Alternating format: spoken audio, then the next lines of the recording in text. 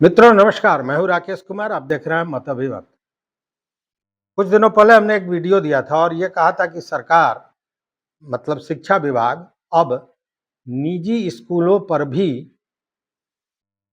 नकेल कसने की तैयारी में है और इसको लेकर सारे डीईओ के सभी जिले के डीईओ को शिक्षा पदाधिकारियों को यह निर्देश दिया गया था कि आप अपने क्षेत्र के वैसे निजी स्कूलों की सूची तैयार करें जिन्होंने पंजीकरण नहीं कराया है, जिसने स्वीकृति नहीं ली है।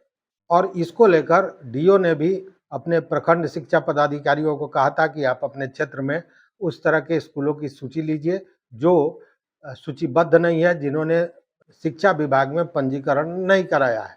और इसको लेकर यह भी था कि अगर वैसा स्कूल होता है तो 1 सप्ताह के अंदर में सूची तैयार करके और उसको बंद करने की कार्रवाई की जाए। मतलब पाठक बाबा के ऑर्डर से स्कूलों के जो पंजीकृत नहीं है उनके फाटक को बंद करने की बात कही गई थी। अब फिर एक मामला सामने आया। सामने क्या आया? हालांकि इस मामले में बुराई मैं नहीं मानता हूँ, क्योंकि इससे क्या गलतियां हो रही है वह भी मैं बताऊंगा। देखिए, अब कहा यह गया है कि जो भी निजी स्कूल हैं उनको शिक्षा ई पोर्टल पर, शिक्षा विभाग के ई पोर्टल पर पंजीकरण कराना होगा। और अगर वो पंजीकरण नहीं कराते हैं तो वह एक तरह से अपराध माना जाएगा। और अपराध इसलिए कि बिना पंजीकृत स्कूल जो हैं वो छात्रों को स्थानांतरण प्रमाण पत्र मतलब ट्रांसफर सर्टिफिकेट मतलब टीसी देने के अधिकारी नहीं हैं। और वैसे में अगर वो टीसी देते हैं तो निश्चित रूप से ये अपराध की श्रेणी में आएगा। अब देखें, अगर केवल राजधानी की बात करें तो राजधानी में जो जिला शिक्षा कार्यालय है उसके अनुसार कक्षा 1 से कक्षा 8 तक जो स्कूल है चलते हैं निजी विद्यालय, उसकी संख्या लगभग 3500 है। जी हाँ, 3500 स्कूल पटना में ऐसे चल रहे हैं जो निजी स्कूल हैं और इसमें मैक्सिमम ऐसे स्कूल हैं जिनके पास पंजीकरण नहीं है, जो पंजीकृत नहीं है।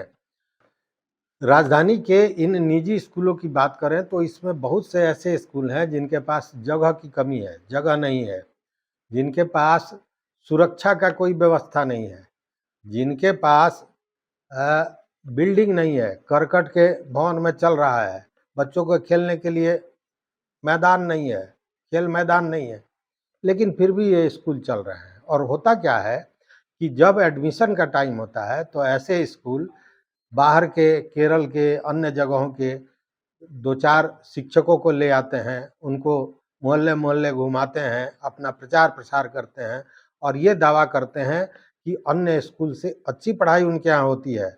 और ये जो केरल के शिक्षक आते हैं उनकी योग्यता क्या है उस पर प्रश्न चिन्ह नहीं है, लेकिन चूंकि वहाँ अंग्रेजी भाषा का प्रयोग ज़्यादा होता है तो यहाँ अंग्रेजी भाषा का प्रयोग करते हैं, अभिभावकों को फंसाते हैं और बच्चों का नामांकन ले लेते हैं। अब नामांकन के बाद जब स्कूल में छात्र जाते हैं, बच्चे जाते हैं, तब अनुभव होता है अभिभावकों को कि यहाँ बहुत सारी चीज़ों की कमी है, लेकिन एडमिशन हो गया होता है और जो निजी स्कूल के संचालक हैं उनकी बल्ले-बल्ले होती है, छात्र आ जाते हैं। लेकिन होता क्या है कि जब उनका टीसी दिया जाता है तो वो टीसी किसी काम का नहीं होता है। अब इसका एक प्रमाण भी है। प्रमाण यह है कि पटना के इस एक स्कूल का छात्र जो 5वीं कक्षा पास करता है और उसने नवोदय विद्यालय में फॉर्म भरा, प्रवेश परीक्षा होता है उसका फॉर्म भरा, वह परीक्षा में बैठता है, परीक्षा को वो पास कर जाता है। लेकिन जब नवोदय विद्यालय में एडमिशन का मौका आता है तो एडमिशन के समय कहा जाता है कि डीईओ के सिग्नेचर के साथ वो आवे और नामांकन ले। जब उक्त छात्र जो नवोदय का प्रवेश परीक्षा पास किए हुए हैं उसके अभिभावक जाते हैं डीईओ के यहाँ, तो जब उस टीसी को देखा जाता है और ई पोर्टल पर मिलान किया जाता है तो पता चलता है कि वह स्कूल पंजीकृत नहीं है। और वैसे में डीईओ का हस्ताक्षर उसको नहीं मिल पाता है, और उस बच्चा जो ऑलरेडी नवोदय विद्यालय का प्रवेश परीक्षा पास कर चुका है उसका नामांकन नहीं होता है। तो कहने का मतलब है कि ऐसे स्कूल जो पंजीकृत नहीं है वो कहीं ना कहीं छात्रों के भविष्य के साथ भी खिलवाड़ कर रहे हैं। अगर स्कूल चलाना है और पंजीकरण की बात है तो पंजीकरण कराना चाहिए, नहीं तो यही होगा कि बच्चे अच्छे जगह जाएंगे, उनके टीसी का लाभ नहीं मिलेगा और फिर उनका भविष्य कहीं ना कहीं अंधकारमय होता चला जाएगा। अब इसको लेकर जो पटना के डीओ हैं, बजाबता उन्होंने अपील किया अभिभावकों से कि अगर आप किसी स्कूल में एडमिशन कराते हैं तो इन सारे चीज़ों पर ध्यान रखें और इसकी जानकारी जरूर ले लें कि वो स्कूल पंजीकृत है या नहीं है। हालांकि इसको लेकर स्कूल संचालकों में कहीं ना कहीं हड़कंप है, आक्रोश भी है, लेकिन इस आक्रोश को दूसरे तरह से देखें कि यह जरूरी भी है, बच्चों के भविष्य के लिए जरूरी है कि वो पंजीकरण करा लें।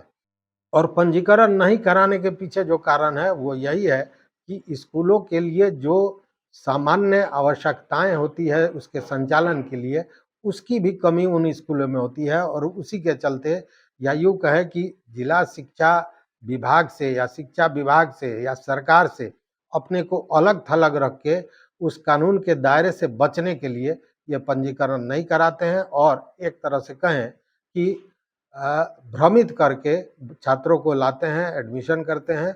और ऐसे भी आप जान रहे हैं कि शिक्षा जो निजी विद्यालय हैं वो विद्यालय कम और व्यापार का केंद्र ज़्यादा हो गया है, और उसी के चलते ये सारी समस्याएं उत्पन्न हो रही हैं। लेकिन ये शिक्षा विभाग ने जो नकेल कसने का काम किया है, इससे देखते हैं कि इसका क्या असर होता है। क्या सारे स्कूल जो संचालित होने वाले हैं वो पंजीकरण कराते हैं, या इसका विरोध का स्वर और तेज होता है? देखने वाली बात होगी। इस वीडियो में बस इतना ही। देखते रहिए मत अभिमत। चैनल पर नए हो तो निश्चित रूप से सब्सक्राइब कीजिए, लाइक कीजिए, दोस्तों के साथ शेयर कीजिए और अपना विचार, अपना मत जरूर दीजिए।